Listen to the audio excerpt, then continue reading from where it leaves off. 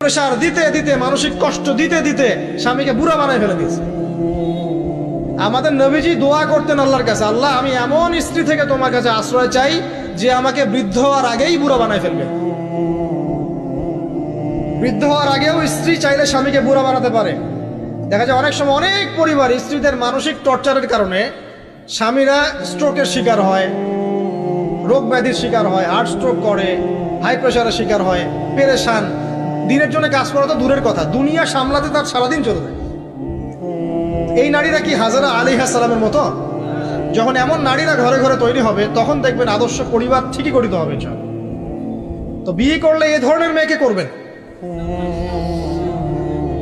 রূপের সৌন্দর্য দেখে, টাকা পয়সা দেখে আর অন্যান্য বিষয়গুলো দেখে এত বেশি ইমপ্রেসড হওয়ার দরকার নেই। আপনি দেখবেন দিনদারিতা আছে কিনা।